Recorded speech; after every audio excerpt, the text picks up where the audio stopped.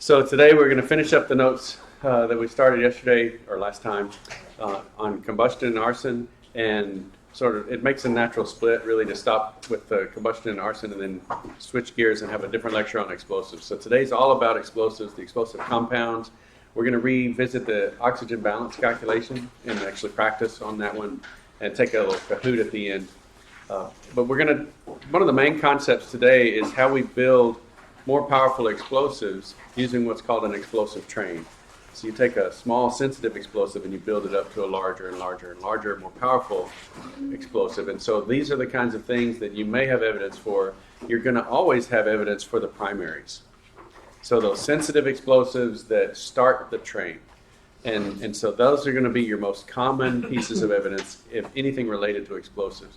And then how much more they have of the rest of the parts of the train would be telling you how serious a threat this was. Hopefully you're talking about a threat that was, meaning you stopped it before it was implemented. So this kind of slips past the typical legal system of crime has been committed and you're trying to find out what happened into preemption and counterterrorism. So stopping a crime before it happens and finding evidence to convict the person's intent to create mass damage. And so the first part we've already covered on the combustion and fires, and now we're going to get into explosive detonation, explosive safety, and then nuclear explosive. So again, we're talking about the speed of the shock wave. And so just put this slide back in there just to talk about the shock wave of the burn, or the speed of the burn. So if it's just burning like a candle or a natural gas or propane flame, you just have a very slow burn, actually. If you get into deflagration, it's like the gun cotton videos that we saw, where you have this flash, but yet that expansion of the burn is just still below the speed of sound. Once you get past the speed of sound in a material, then you have a detonation. And so the shock wave goes through the material, breaks the covalent bonds, and then things rearrange and give you an enormous expansion. And that's what we call an explosion. Just check this to make sure. Okay, yes. And so when we're dealing with supersonic detonation waves, these things run at kilometers per second. I mean, this is really moving fast. And so how do we get that shock wave to go through a material so quickly? The point is that the combustion reaction requires fuel and oxidant. Remember the fire triangle. And so in an explosive, the fuel and the oxidant are in the same molecule. Go ahead.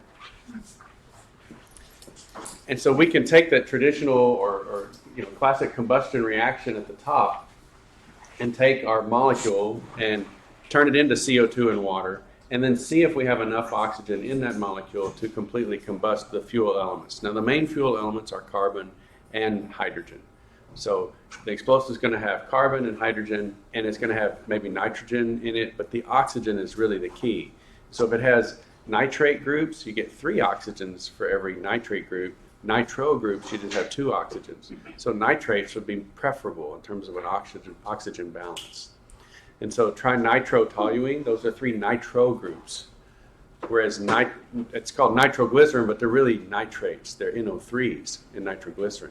And you can see in this example that we calculated last time that nitroglycerin has a positive oxygen balance. Because it has 1 more atom of oxygen for every nitrogen that it has. It has 3 NO3 groups, and TNT has 3 NO2 groups. And then also TNT has a lot more carbon. You can see that. And so TNT has a negative oxygen balance, but it does have enough oxygen to create a detonation. So this deflagration to detonation transition, we call it a DDT, that's an important, an important concept to think about when you're looking at an explosive charge. So powders are very hard to detonate. Powders will burn vigorously. How many people have taken apart firecrackers? Like you get a black cat firecracker and you tear off the paper and then light the gunpowder, or you bust it in half and stick that little punk in there and it makes like a sparkler. Or it shoots all the gunpowder out. It doesn't pop because it's not confined. And so it can't go through that DDT. It can't transition from burning or deflagration into a detonation because it's not confined. It can't build up the energy required for that shock wave. And so confining an explosive powder is critical to this DDT, this deflagration to detonation transition. And even in that case, gunpowder is not really acting as an explosive. You might be able to classify it as a low explosive in terms of the energy that it puts out. But you can definitely get a pop if you confine it. It's more of a propellant. And so with a flame, you really don't have any pressure buildup. But with propellants, you have a controlled pressure buildup. You can actually calculate the max pressure. So there are positions out there for explosive engineers. And so chemists make really good explosive engineers. You can learn the engineering easier than you can learn the chemistry. And I heard that from a chemical engineer that I worked with at Pantex. I said, you are a synthetic chemist here in an industrial facility, and you're making explosive molecules, and then you call, on your job description that you're hiring chemical engineers, but I'm going to be teaching physical chemistry. What do you prefer, chemists or engineers, to hire as a chemical engineer at the plant? And he liked hiring chemists, and he would teach them the engineering. And he said, I can teach a chemist engineering faster than I can teach an engineer chemistry. You think about how many little nuances of chemistry you've had to learn and how many courses you've had to take in chemistry. And that's all in your head when you graduate. And when you're a practicing engineer, like a operator as a chemical engineer, the facility's already built. So you're not having to build the piping and the synthesis tank and all of that stuff. That would need a true engineer to develop all of the piping and tubing and pressure control valves and so on. Learning how to operate those could be taught to a chemist. And so he could teach a chemist how to manage the pressure, temperature, volume controls, and yet their chemistry knowledge would be critical in knowing what went wrong or how to prevent things from going wrong. So this idea of being able to calculate the max pressure for a propellant in a certain volume in a certain situation, that's something a chemist could do quite well. And so there are jobs out there. If you're interested in that, let me know, and I've got some places that you can look into. Okay. Let's talk now about the evidence that would lead you to classify this as either someone who's just toying with energetic materials, and that's what explosives are called generically, energetic materials, or someone who's a sophisticated bomb maker. And it would be related to this explosive train. It sounds like I'm really just teaching you how to make explosives, but that's not my intent. My intent is to get you to think about the evidence left behind in two situations. One situation is someone who's just playing around with gunpowder, and maybe they try to synthesize nitroglycerin or some kind of explosive, or triacetone triperoxide, and what kind of evidence that would leave behind, say in this person's garage or apartment, or a sophisticated bomb maker who's actually trying to make a device that could take down buildings or hurt a lot of people. Okay, and it's going to be related to how efficient they are making this explosive train. So the explosive train starts with a low explosive versus a high explosive. A low explosive does not give as much energy as a high explosive, but a low explosive is more sensitive. So you just barely tickle this molecule and it goes off. Well, you don't want that to be the main charge. You don't want to have 100 pounds of something that's ticklish. Okay? You want to have a few grams of something that's ticklish. And you want that separated from the main charge as long as possible. And then when you're actually there to put it all together, you can insert the ticklish part into the main charge. Okay? And that's the situation where you really, it's set and ready to go. So you have two types of evidence. You have the sensitive pieces, the detonators and blasting caps, and then you have the main charge pieces. If somebody's just playing around, they're only going to have the sensitive pieces. They're not going to have the rest of the explosive train. So you take that sensitive piece, it can be initiated, or the chemical reaction initiated by spark, so electrical spark. shock, and in this case, we're not talking about electrical shock, we're talking about mechanical shock. So something that slaps that. And so that's what's happening in all your firearms. You have a firing pin, or you have a hammer that hits a sensitive explosive, lead stiffenate. We'll see the structure for that in a second. So that's mechanical shock that's setting off the whole chain reaction. So that primer detonates inside that little metal cap, and then it blows through a hole and sets the gunpowder on fire. And then the gunpowder in that confined space burns at a well-calculated rate. In fact, it's not just powder dumped in there. If you ever get a chance to look at it under a microscope, it's been extruded through these tiny little holes. So they take a paste of gunpowder and extrude it through these tiny holes, and so it's tiny little cylinders. And it just looks like little sausages. Okay, like this, the length to width ratio is like little Smokies. You know those when I'm talking about, Pepperidge Farm. That's the size to length ratio, or width to length ratio of these little gunpowder grains. If you look at them under a microscope, okay, they're not that big, obviously. It's the aspect ratio that I'm talking about. And so then that burns. That's a well-known surface area, and that extruded powder will dry, and then you have dry gunpowder, and it burns at a prescribed rate because they know the surface area. And so in a confined space, that generates a known pressure, and that propels the bullet. And they put a consistent amount of powder in each of those shells so that the bullet has the same force on it every time. So that's the low explosive part. You could also detonate it or initiate it with heat. So electric matches. Have you ever heard of electric matches? Has anybody ever done rocketry? Those little things you buy at Hobby Lobby, the little starters, you put a 9-volt battery on them, and the end catches on fire. That's an electric match. And so that's a pyrophoric compound on the end that you give it a little heat, and it just spontaneously bursts into flame. Kind of like a match head. You rub the two different types of phosphorus together, and they react spontaneously in the match lights. Okay, that would be friction. So that's the fourth one, friction initiated. You rub these two phosphorus compounds together, and that friction generates enough agitation and heat to set off the phosphorus in the air. So the low explosives are sensitive. So when we talk about sensitive, we mean that they can be set off by these different methods. And you know the situation that you have, like in a rifle or a pistol, you would need mechanical shock. So you wouldn't put phosphorus in there as a primer because it needs friction. And so you could hit phosphorus with the gun hammer or the firing pin, and nothing would happen. You need something that when it gets a mechanical shock, it's initiated. Then you take that into a high explosive or a booster explosive. And a booster is in between the low and the high. So a booster explosive might transmit the energy from the initiator or primer into the main charge.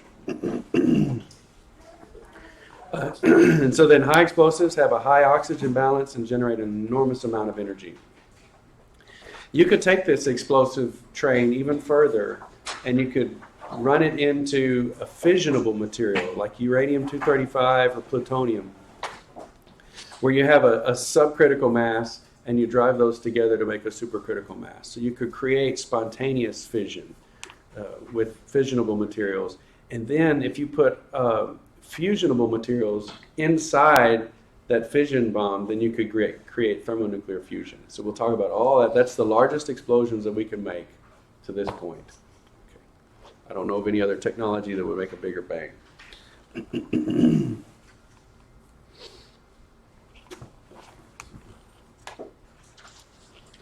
So let's look at some of the molecules that we have.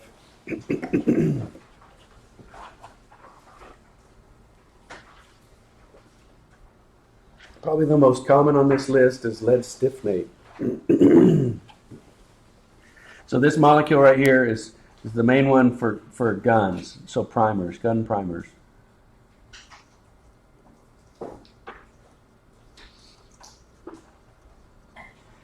And this lead, we will find, is the main component that you would look for in gunshot residue. And the lead has impurities in it, like barium and antimony, and so you would look for all three of those different atoms or elements in like a scanning electron micrograph. So if you get some gunshot residue and you look at that under an SEM and you shoot the electrons at these little ball powder, we'll see it in the physical evidence, these little grains of, looks like melted ceramic, but it's lead oxide, antimony, and barium. If you point the electron beam at that, you'll get x-rays off that tell you there's lead, antimony, and barium. And that's positive identification for lead stiffnate, which means positive indication for gunshot residue. So this is the stiffnate molecule. It's a common name, so it doesn't, make any nomenclature sense, but it's the trinitro groups, 3 nitro groups, and then 2 oxygens. They probably were OH groups that have been deprotonated, so it made a dianion, and then it balances with the lead 2+. So that's lead stiffnate. It's a salt. It can be purified and then poured into these little cartridges and dried. So inside those little primer capsules that you have, that you insert into a cartridge if you're reloading your shells, is this salt, this lead stiffnate salt. And once it dries, now it's sensitive. When it's wet, it's not sensitive. So it's pretty safe to manufacture. If wet lead stiffnate slurry, and you pour a known amount into these different primers, let it evaporate, and then you've got a sensitive primer. It's not that sensitive to heat, so the cartridges can get hot. It's not going to decompose, but it's mechanical shock, so those crystals get crushed and then they detonate. We also have lead azide and mercury fulminate. Those are also used in some primers. So this is this mercury fulminate, again, is a sensitive crystal. It's going to be a salt crystal. Mercury 2+, and this is negative fulminate. And then lead azide. So these nitrogen azide groups. So N3 minus. Those things are, look at that strained ring. I mean, this is more like an entropic explosion. So this is a very strained situation, and mechanical shock can cause those covalent bonds to get knocked loose, and then the thing makes nitrogen and expands like crazy. Notice that in the nitrogen case, there really isn't, you're going to have lead left behind, but there's no oxygen left behind. There's no oxygen in the molecule, so you're not going to generate many oxides. You're mainly just generating nitrogen. And so that nitrogen gas is going to expand. Nitrogen is inert, so this would be one that's not going to generate a lot of noxious gases. Some other primers that are not shown on here use perchlorate. And so the old propellants would use perchlorate and the decomposition of perchlorate. And that's a problem for especially personnel, because it generates hydrochloric acid in the gases. So if you're in the back of a Humvee and you've got a rocket-propelled grenade and it's got a perchlorate propellant in it, and it shoots out, it blows all that hydrochloric acid inside the cab of the Humvee. And that noxious smoke is something that was very difficult for soldiers to breathe, right? Naturally, you're breathing in HCl gas. And so when they remove that perchlorate primer from that and put in something like, probably not the lead of lead azide, but some kind of azide compound that doesn't have lead in it, then they would call that a smokeless propellant. So when you hear the word smokeless, it mainly means it's getting rid of the noxious parts of the smoke, like the hydrochloric acid. So smokeless propellants don't have chlorine in them. Smokeless propellants have a lot of nitrogen in them because nitrogen's inert. It might be hot, it might burn you, like if your hand was in the back of the tube that's launching a grenade, yeah, you're going to get burned, but if you stay away from the heat of the nitrogen, breathing the nitrogen is not a problem after it cools down. You'd want to stay away from the lead for obvious reasons, because you wouldn't want lead exposure. Then we get into the more, I would say, intermediate primers. Now, nitroglycerin is not used as much because it's so shock sensitive, but nitrocellulose is still very common. So your primer may set off the nitrocellulose, and then that burns, just like the gunpowder burns in a bullet, so the nitrocellulose burns at a control rate. So you see the carbohydrate rings in a cellulosic molecule, all those OH groups have been nitrated. And this one would be 100% nitrated, which is pretty rare. They can gauge the percent. They might nitrate 50%. or 60% of the OH groups. But this one's 100% nitrated. You don't see any remaining OH groups in the cellulosic structure. The story I heard about the discovery of nitrocellulose was one of these old scientists, either in the 1800s or maybe even earlier. His wife cleaned up all his glassware, okay, and so all this nitric acid had always splashed on her apron, and she got too close to the fire in the room, and a spark came out, and her apron went phoom, and burned up like that. And so that was how the nitrated cotton was discovered, was that the apron went up like that, like flash paper. And so I'm sorry I don't have a reference on that, but that'd be worth Googling to see if I'm full of it. That was the story I heard. So if you find that story, let me know. We'll get you a sticker. Okay. And then so nitrocellulose is very common. Again, maybe if you find it in evidence and you don't see any chemical glassware, this could be potentially stolen from army depots and things of that sort. Because, like I said, my wife's cousin is a gunnery sergeant with the Texas National Guard, and they go out and he's showing me the little, like he's taking Facebook pictures with all of the equipment, and you've got these little marshmallow type pillows of nitrocellulose that they put in to propel the shell. So you might come across evidence where somebody has a crate of those, and so that would be evidence. But this is probably more common. PETN, pentaerythritol tetranitrate. So I've got the molecular formula here. It's really like a line structure formula. Let me draw the formula on the board.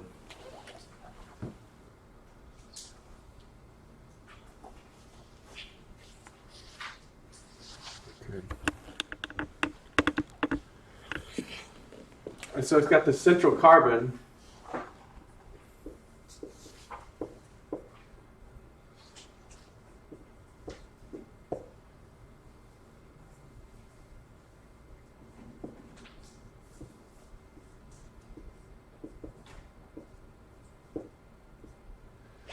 And so it's got 5 carbons in here. And if you had OH on there, that would be pentaerythritol.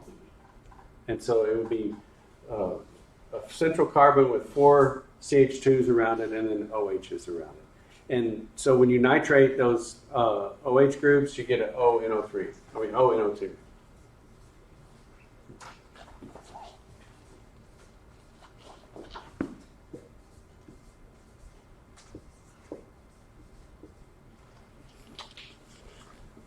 So you have all of those nitro groups around these 5 carbons. So later we'll do the oxygen balance for this molecule. Okay, but that's PETN. Probably the most common primer explosive for detonators.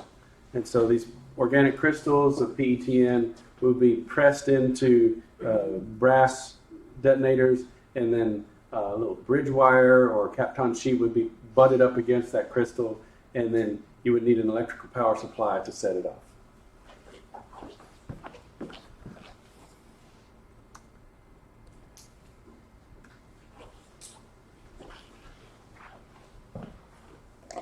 Let's look at some of the high explosives, the explosives that give us a little bit more energy output. Yes? I found this story. Oh yeah, what is it? Slightly off. Okay, what was it? Correct me, please. Christian Chauvin discovered easier method of synthesizing nitrocellulose. He spilled concentrated nitric acid on a table, used a cotton apron to clean up, hung it to dry, and then it caught fire. Okay, so somebody added in the dishwasher part. How bad is that? So, very good, thank you. Yeah. Awesome, thanks. So he used the apron to wipe it up and then hung it up and then it caught fire. But yeah, it's kind of an interesting reaction. All right, so these are the main charges. So these would be the large quantities, pounds of explosives, depending upon the size of the device. When they talk about a 200-pound bomb, it's equivalent to 200 pounds of trinitrotoluene, so TNT. So that bomb may not weigh 200 pounds. It may with the casing and so on, but the idea of a 200-pound bomb is 200 pounds equivalent of TNT. That'd be the explosive power of that 200-pound bomb. If you have a more energetic explosive, the explosive may be 150 pounds to give the equivalent of 200 pounds of TNT. Then you add in the casing, the guidance material, and all of that mounting hardware, and it may be back up to 200 pounds. Okay. And so these would be the main charges. Inside that bomb, you would have some sort of fusing and firing mechanism. So you would have the detonator. A lot of these don't just hit the ground and blow up. They're detonated above the ground. So you need some way to set it off at the time that you want it to go off. If it's a bunker buster, you want it to go in the ground before it's set off. So you need it to be able to survive the mechanical shock of entering the ground before it goes off. And so it's pretty interesting. These would be the main charges. So you might have trinitrotoluene, here that is. You might have some of these nitramines. And so this is maybe a new functional group for you. Look carefully at this functional group. It's right here, the CH2N, CH2, and the nitro is put on the end. So that may be kind of small for you to see. So I'm going to do R, N, R, and this is the NO2. So it's a nitroamine or nitramine. And HMX and RDX are two common molecules for this nitramine. The IUPAC name for these are absolutely horrific. And so these are just sort of made up names. If you look at it, it's tetramethylene. So the methylenes, the CH2 groups, there's 4 of those. So tetramethylene, tetranitramine. And you just got to know that they're alternating. So it's a methylene and a nitramine, a methylene and a nitramine. And it goes around and there's 4 of those units, tetramethylene and tetranitramine. So that's not the IUPAC name, but it kind of uses the prefixes that you're familiar, tetra meaning 4, and then the 2 different functional pieces, the methylenes and the nitramines. The shorthand for that is HMX. It's the main explosive used by the British, and so that's why I call it Her Majesty's Explosive. so that's, and then they found another explosive compound when they were synthesizing HMX, and they pulled that out and extracted it. It was slightly different, had similar power, but they were doing research on that, and so they called it RDX, which was research and development explosive. So they were doing research on RDX after they had made HMX, and so that's where the RD comes from, research and development explosive, RDX. And it is trimethylene, trinitramine. You see, it's essentially the same molecule, only it's a 6-membered ring, not an 8-membered ring. You can imagine that there are, with this puckered 8-membered ring, you can have many different conformations of that ring. And so these have different solid phases, different crystal structures, and some are more sensitive than others. So that's maybe a piece of evidence as well as to which form is this explosive in. You actually could get into crystallography with some of these and figure out how old the explosive is, because some of these explosives will change their crystal habit over time. So there's a lot of evidence that you could get even within a pure sample of some of these explosives. Then you have the nitroaromatics. So trinitrotoluene. So here's the aromatic ring and the nitro group on the aromatic ring. So that's clearly a nitroaromatic. In the biochem lab, occasionally, and we've checked, last time we checked at least, we didn't have any of this stuff. This is a reagent in some biochemistry experiments, but it's also a main explosive. It's very dangerous. If it dries out, then you could just unscrew the cap and blow yourself up. And I mean, dead. Like, you shoot this with a rifle out in the field, which they did at West Texas A&M, and it left like a foot-deep crater because they had a dry picric acid bottle that had about a couple of 100 grams in it. And so they put it in this rubber boot and carried it gently in the back of a pickup truck out to the woods and blew that thing up. And so that was pretty dangerous. So this is picric acid. It's a phenol with 3 nitros on it. And so not necessarily what you would consider an acid group, but that those nitros are going to stabilize that oxygen. You can pull the proton off, and then the negative charge can distribute across the whole structure of the molecule. And so because the anion is so stable, then the protonated form is destabilized, and it can donate that proton. So that's picric acid. It'd be tricky to label that as an acid because you don't see an acid group. But that OH is pretty acidic on picric acid. And you can take off that proton and put it with a cation, and so you can have picrates. And so you have sodium picrate and these different salts, and those would be very dangerous. So. Then you have tetryl, okay, which is trinitrophenyl methylnitramine, and it's the only molecule that I'll hit you with that has both functional groups. It's got a nitramine here and aromatic nitros. And you can see that in the name, nitrophenyl methylnitramine. So nitrophenyl and nitramine are in the name of the molecule. And you want to just associate that with tetryl. So tetryl has both, nitramine and aromatic nitros. Notice the pattern in the aromatic nitro groups. Do you see the nitro groups? They're all ortho and para to whatever extra functional group they have stuck on them. So they're in 3 different positions on that aromatic ring. That's the easiest way to nitrate a aromatic ring, is skipping a carbon in between. I think the order is it goes ortho first, and then it goes para, and then it puts that last one on.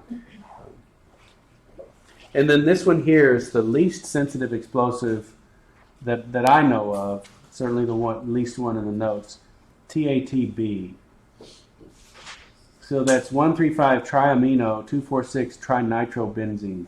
So 1,3,5-triamino 2,4,6-trinitrobenzene. So just working around the ring, you have the different numbers. And this one is insensitive because it forms such stable structures with hydrogen bonds. So if you notice, the NO2 groups can hydrogen bond to an NH2 group on an adjacent molecule. And you can have these things form crystal structures where you have every NH2 group is focused or hydrogen bonded to an NO2 group. That's really ugly. Okay. But because you have this hydrogen bonding network, it makes a really stable crystal. And when you hit it with a hammer or with a bullet, those hydrogen bonds can easily break and reform. So it's spongy on a crystalline level. Not spongy, on a macroscopic level, but it can absorb that energy through this hydrogen bonding network and not detonate. It's really difficult to get this explosive to go off. In fact, there's really no way to detonate TATB unless you use another explosive. So you need an explosive power shockwave to hit this molecule to get it to go off. Now that's incredibly safe, because if you think about driving across the battlefield and in the back of your convoy you've got a lot of artillery shells, or even worse, maybe a nuclear weapon, okay, this could take out the whole base. The detonator, the sensitive piece, is way inside this thing, but the main charge takes up quite a bit of volume. And somebody gets a lucky shot. They hit it with a 50 caliber machine gun. A 50 caliber bullet. That's a lot of lead. Or maybe even a depleted uranium sabot bullet. That's a lot of lead with, a lot of dense material. It can go right through the shell of the weapon and hit that main charge. And still, that's not enough to set off TATB. So this is an incredibly safe main charge explosive. This is also very expensive and difficult to make. You're not going to find this in some dude's backyard unless he has connections to some state entity, or he's stolen a major weapon from some facility. So this would be a telltale sign of a real big problem. And this person is connected. This is a major bomb maker, and this is somebody who's concerned about safety. So they really don't want this going off until they say, because you need to use an explosion to set this stuff off. It was so stable, in fact, some of the engineers were worried about using it in our nuclear weapons.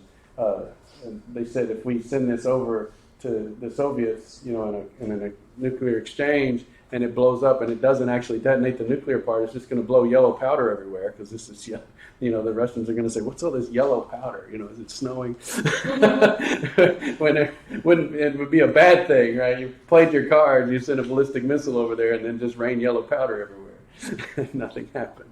So they thought that it was too insensitive. So that's, I think, something worth noting. This is the most insensitive molecule on the page. Nitroglycerin on the previous page are probably the most sensitive to shock. We're talking about mechanical shock. Sometimes you can get impurities in these and make them more insensitive. So at Pentex, they had testing. They had a 50 caliber machine gun test where they would shoot the main charges with the 50 cal, and they had this thing set up in the bunker, and the guys got used to it, passing, and so they kind of got complacent. They pulled the chain, and it would blast a bullet into this thing, and nothing would happen. And they clean it up, they video the whole thing, and they said one time they, again, they were relaxed because nothing ever happens, and they pulled it and the thing detonated and shocked them pretty badly because they weren't ready for a big bang. They're inside the bunker, so they're safe. Okay, so then how do we initiate these charges? These are the different types of detonators that you have. This is going to be, again, evidence that you would need to understand different types of detonators and what different compounds are used in those detonators. So here we have some sort of pyrotechnic ignition mix in the primary explosive and the output explosive. So, this pyrotechnic mix can be initiated in many different ways. It can be done with flame, so with a fuse. So you burn this fuse, gives you time to get away. The heat of that fuse sets off the pyrotechnic mix, which then sets off the primary explosive, which would be something like PETN, and then the output explosive would be Tetrol, RDX, HMX, one of the more powerful explosives. And then this could be inserted into a larger main charge. You have electric match.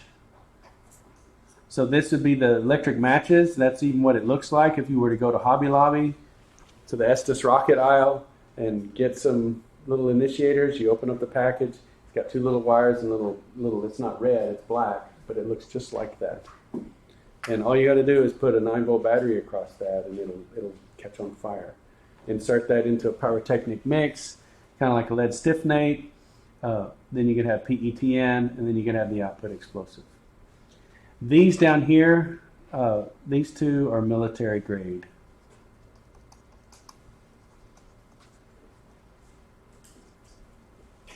So an exploding bridge wire, and the reason that they are what I would call military grade is because they're safer. You think about a 9-volt battery, that's pretty common. You might, you don't have to pay a lot of money to get that.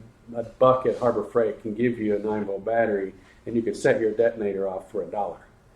Okay, that's pretty easy to set off. And also these electric matches, if something could generate enough voltage to light that match, then you'd be really in a lot of danger. What kind of things generate voltage in wires? Does anybody know?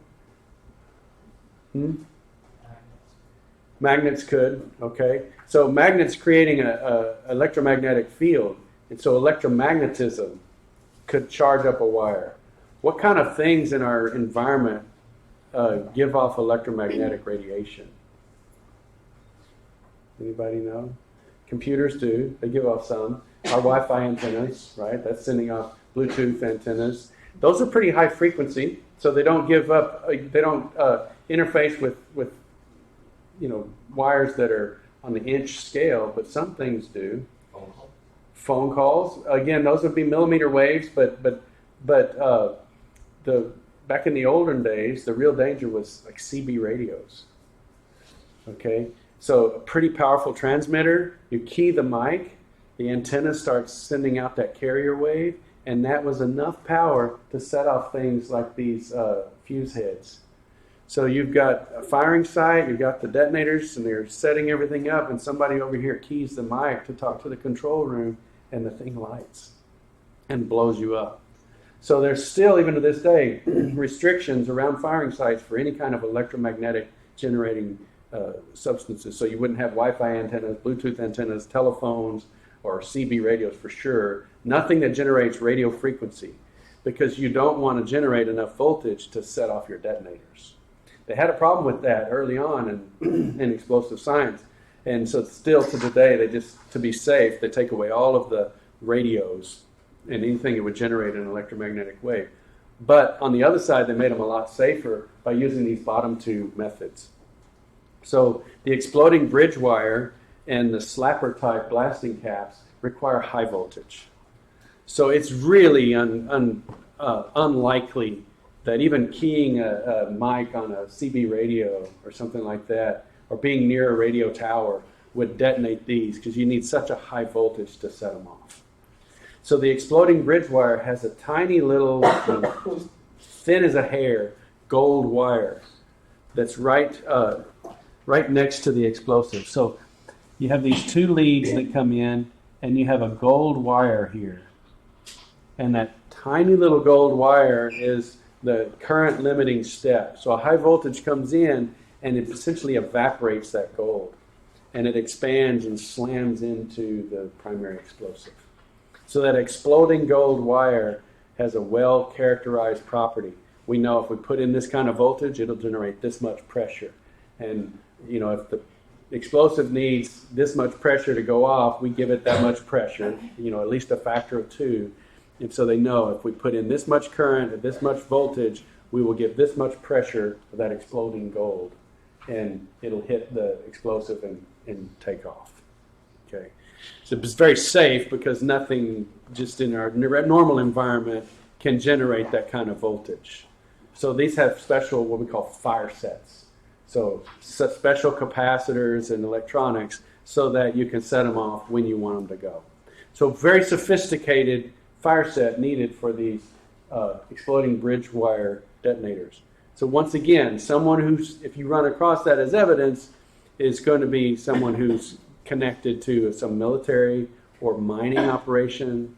So again, you don't want mining operations, you don't want those detonators going off at the wrong time, and so they might invest in more sophisticated military-grade detonators. The slapper type works the same way, only instead of gold, it uses foil. So you've seen foil circuits.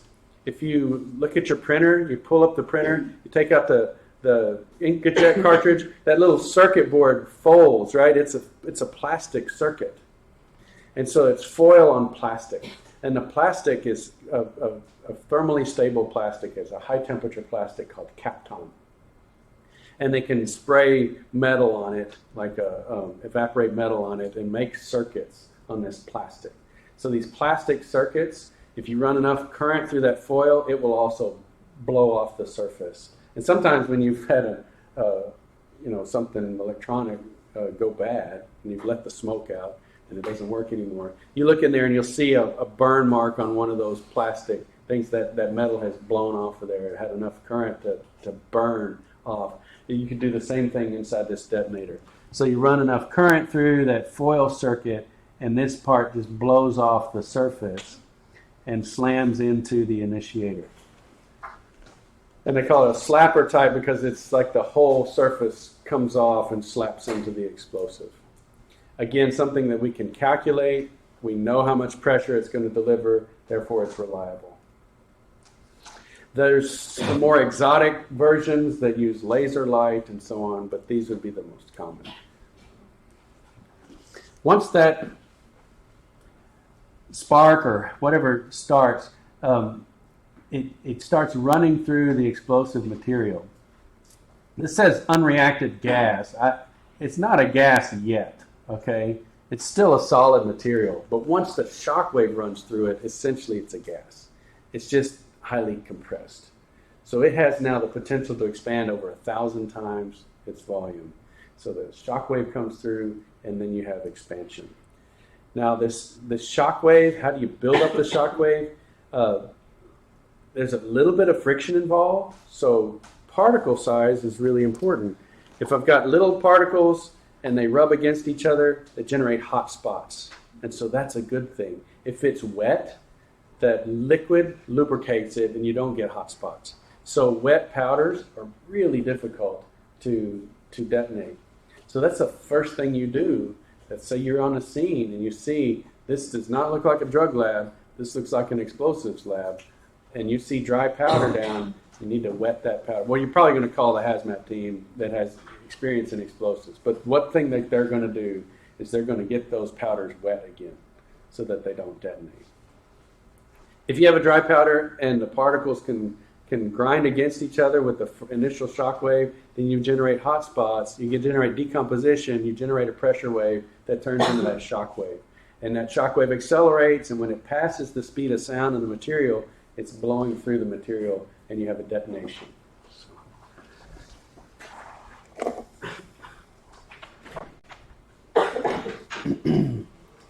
Once this detonation wave enters the main charge, it builds up some more, gets faster, generates more energy, and then we start talking about what the explosive is actually doing. It starts to shatter the container that it's in, and then shattering other objects. Okay, and so this brescience is the shatterability of a high explosive. And so that's sort of how, let's say the impulse, it's the force divided by the time. It's how hard it hits over time. And so it's like the slope of this curve here. So this initial shock, this slope here is the brescience. It's able to shatter material. And so the slope, the shattering ability is like the slope of pressure.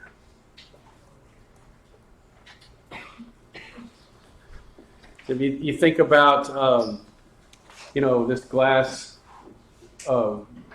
window, if I just hit it with a hammer, it's going from, room temperature or 1 atmosphere pressure to then a really high pressure in a short period of time, the impact. And so that's shattering ability. Push power is the area under the curve. I could blow the whole window out by just raising the pressure of the room a few ounces per square inch. Okay. Right now it's got 14.7 pounds every square inch, but it's on both sides of the glass. If I went to 14.8, probably, maybe 14.9, all those windows would go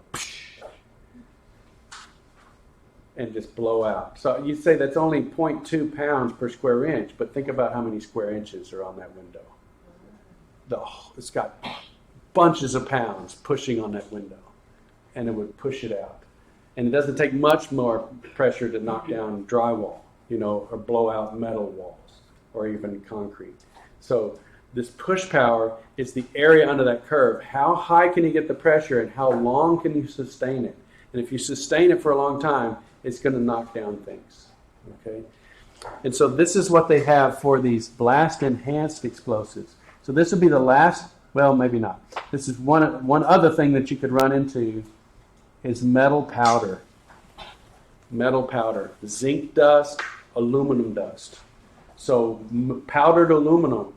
If you've got somebody fiddling around in their garage with explosives and they've got powdered aluminum, that's a problem. There's really no use for powdered aluminum. And if they're messing with explosives and powdered aluminum, they may be trying to make a blast-enhanced explosive. Now what happens is that the initial pop is the detonator, and it disperses this powdered aluminum into the atmosphere. What's in the atmosphere?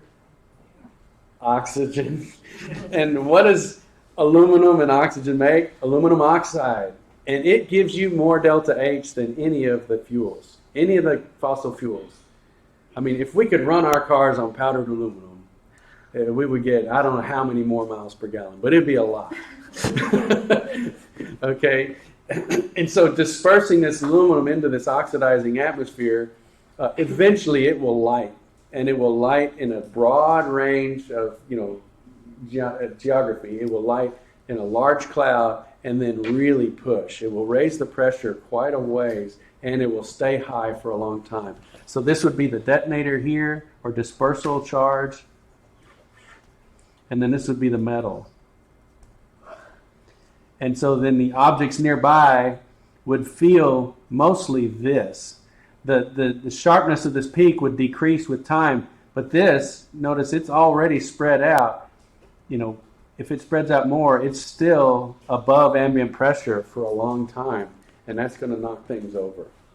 These are what the designation for our military are the BLU bombs, like Blue 32. They call it the daisy cutter.